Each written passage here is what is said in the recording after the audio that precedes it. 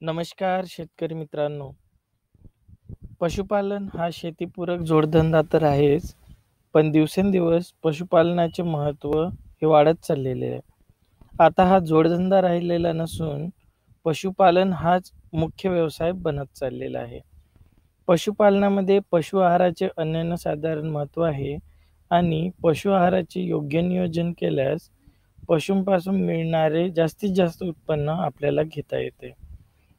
पशु आहारामध्ये समाविष्ट असलेला वाढला चारा, हिरवा चारा आणि खुराक याची योग्य प्रमाणात त्यांच्या आहारात समाविष्ट केल्यास मिळणारे उत्पादन हे मॅक्झिमम किंवा जास्तीत जास्त आपल्याला घेता येते. तर आज आपण बघणार आहोत की या पशु आहाराचे विभाजन वाढला चारा, हिरवा चारा आणि खुराक यामध्ये कशाप्रमाणे केले जाते. शेतकरी मित्रांनो, जनावरांच्या वाढीसाठी योग्य उत्पादनासाठी आहाराचे नियोजन आवश्यक आहे. विशेषतः गायी व म्हशींसाठी वैज्ञानिकदृष्ट्या आहार नियोजन केल्यास त्यांच्या शारीरिक वाढीत, प्रजननात तसेच उत्पादनात वाढ होते. गायी म्हशीसाठी लागणारी चाऱ्याची मात्रा ही त्या जनावरांच्या शारीरिक वजनानुसार ठरवली जाते. जसे की गायीसाठी तिच्या शारीरिक वजनाच्या 2.5% तर म्हशीसाठी तिच्या वजनाच्या 3% इतका पाणीविरहित चारा मिळणे आवश्यक आहे. आता पाणीविरहित चारा म्हणजे काय? तर पाणीविरहित चारा म्हणजे चाऱ्यामध्ये असलेला पाण्याचे वजन त्या चाऱ्याच्या वजनातून विभाजित करणे किंवा वेगळे करणे. ते म्हणजेच ताजा चारा उपलब्ध असतो त्यामध्ये पाणी असते, त्या पाण्याचे वजन वजा केले असता उरलेला जो चारा असतो तो असतो शुष्क चारा किंवा त्याला इंग्रजीत आपण ड्राय मॅटर म्हणू. शुष्क चारा किंवा पाणी विरहित चारा. तर हा पाणी विरहित चारा हे एका गायीच्या वजनाच्या 2.5% तर म्हशीच्या वजनाच्या 3% एवढा द्यायचा आहे. पाणी विरहित चारा जसं की हिरवा चारा, हिरव्या चाऱ्यामध्ये 90% पाणी असते, तर वाळल्या चाऱ्यामध्ये 10% पाणी असते. त्याचप्रमाणे खुराकीमध्ये 10% पाणी असते. तर हे 10% खुराकीमधलं पाणी, 10% वाळल्या चाऱ्यामधलं पाणी आणि 90% हिरव्या चाऱ्यामधलं पाणी हे विभाजून उरलेलं वजनाचे आपल्याला गुणोत्तर करायचे आहे.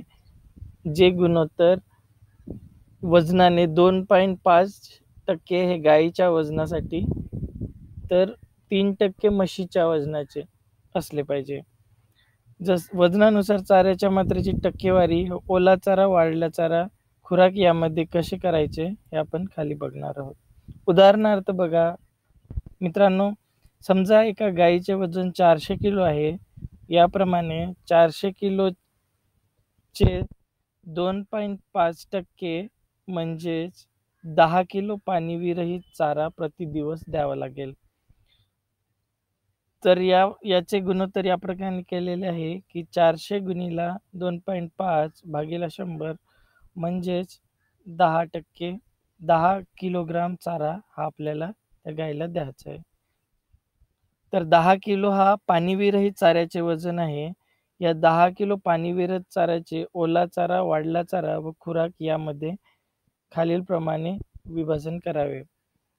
या पाणीविरहित चाऱ्याचे आपल्याकडे उपलब्ध असलेल्या चाऱ्यामध्ये कसे वर्गीकरण करायचे हे समोर दिलेले आहे. त्याकरिता हा व्हिडिओ संपेपर्यंत पूर्ण बघावा.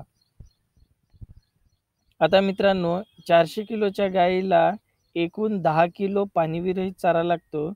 या 10 किलो पाणीविरहित चाऱ्याच्या पैकी 2.3 एकूण हा गवती चारा द्यायचा आहे, तर 1.3 हा खुराक किंवा ढेप वगैरे मिळून जो आपण खुराक बनवणार आहे ती द्यायची आहे. तर 2.3 चाऱ्याचा आपण 10 किलो चाऱ्यातून विभाजन केल्यास त्याचे वजन येईल 6.7 किलोग्राम. तसेच 1.3 किलोग्राम चाऱ्याचे 10 किलोग्राम चाऱ्यातून विभाजन केल्यास त्याचे वजन येईल 3.3 किलोग्राम. 2.3 गवती चारा एकूण गवती चाऱ्याच्या हिरवा चारा आणि वाढल्या चारा याच्यात विभाजन करूया. 2.3 गवती चारा हा वाढला चारा द्यायचा आहे एकूण चाऱ्याच्या.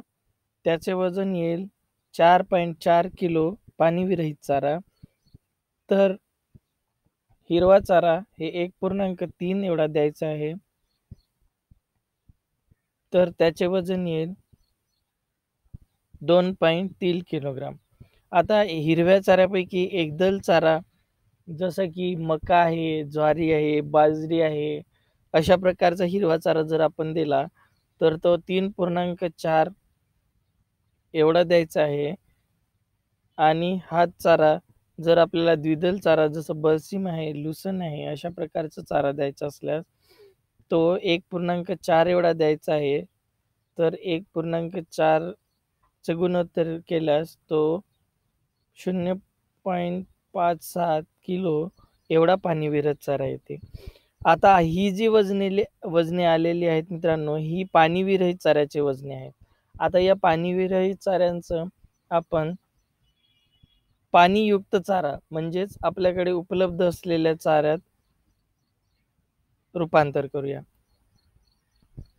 तर मित्रांनो, आपण मागच्या स्लाइडमध्ये बघितलं की वाळला चारा आपल्याला पाणी विरहित 4.4 किलो द्यायचा होता, हिरवा चारा 2.3 किलो आणि खुराक 3.4 किलो द्यायचं होतं मित्रांनो. आता याचा आपण आपल्याकडे उपलब्ध असलेल्या चाऱ्यामध्ये रूपांतरित करण्यात असलेल्या वाढल्या चाऱ्यामध्ये समजून चालूया की 20% पाणी आहे, तर 80% हे पाणीविरहित घटक आहेत.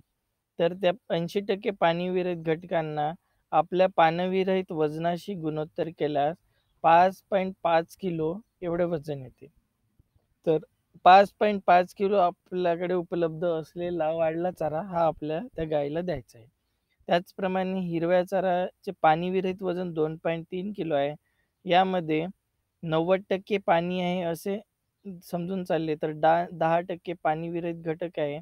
या 10% पाणी विरहित घटकाचे गुणोत्तर केल्यास आपल्याला एकूण वजन